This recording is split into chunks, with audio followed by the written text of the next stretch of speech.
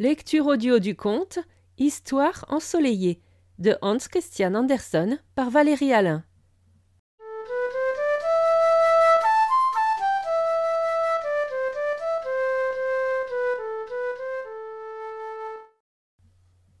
Maintenant je vais conter une histoire, dit le vent.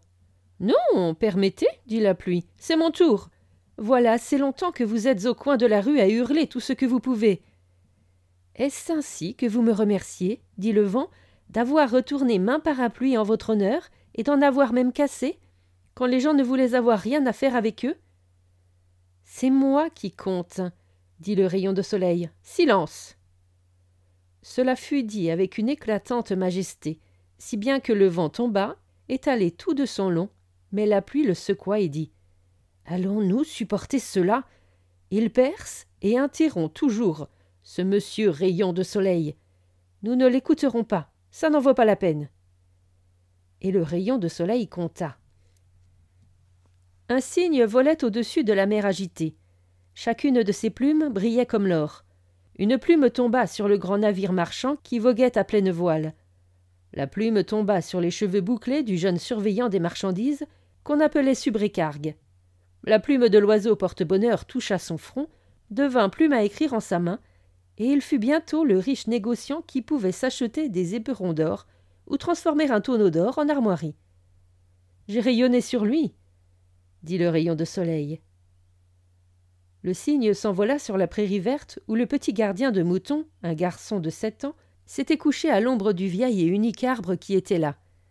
Et, dans son vol, le cygne frôla une des feuilles de l'arbre, qui tomba dans la main du garçon, et cette feuille en devint 3, en devint 10, devint tout un livre, où il lut.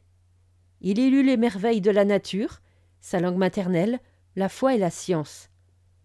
Quand il se couchait, il mettait le livre sous sa tête pour ne pas oublier ce qu'il avait lu, et le livre l'amena au banc de l'école, à la table de la science.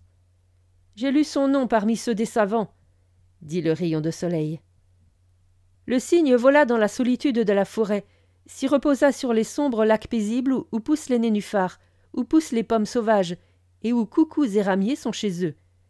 Une pauvre femme ramassait du fagot, des branchettes tombées qu'elle portait sur son dos. Elle tenait son petit enfant sur son bras et rentrait chez elle. Elle vit le cygne doré, le cygne du bonheur, se lever du rivage bordé de roseaux. Qu'est-ce qui luisait là? Un œuf doré.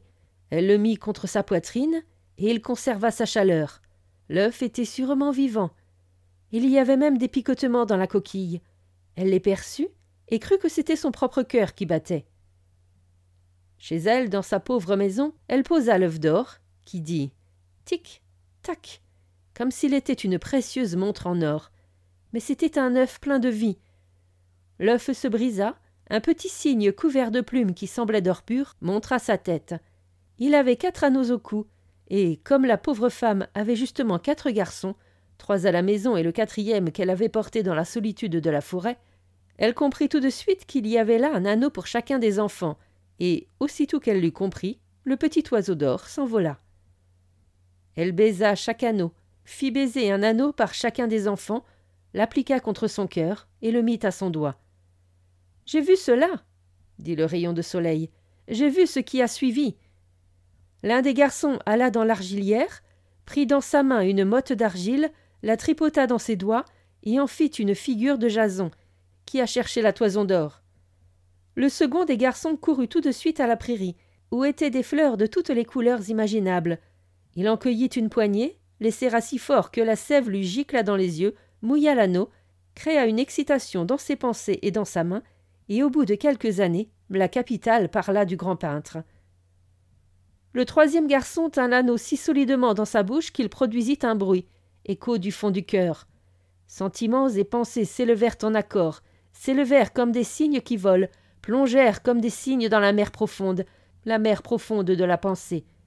Il devint le maître de l'harmonie. Chaque pays peut penser aujourd'hui, c'est à moi qu'il appartient. Le 4e petit, lui, était un souffre-douleur. Il avait la pépie, disait-on. Il lui fallait du poivre et du beurre, comme au poulet malade. On prononçait ces mots avec l'accent voulu, poivre et beurre, et on lui en donna. Mais il reçut de moi un baiser de soleil, dit le rayon de soleil. Il reçut 10 baisers pour un. Il avait une nature de poète. Il fut embrassé et bousculé. Mais il tenait l'anneau du bonheur du signe d'or porte-bonheur. Ses pensées s'envolaient comme des papillons d'or, symbole d'immortalité. « Voilà une longue histoire, dit le vent. « Et ennuyeuse, dit la pluie. Souffle sur moi que je reprenne mes esprits. » Et le vent souffla, et le rayon de soleil compta.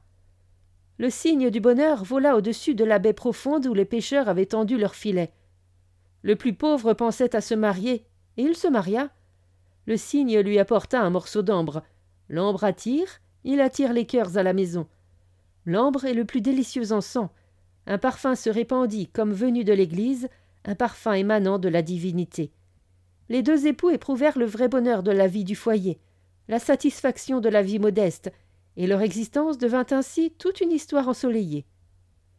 « N'allons-nous pas nous arrêter ?» dit le vent. « Le rayon de soleil a raconté assez longtemps. Je me suis ennuyé. »« Moi aussi, » dit la pluie. « Que dirons-nous, nous autres qui avons écouté les histoires ? Nous dirons qu'elles sont finies. »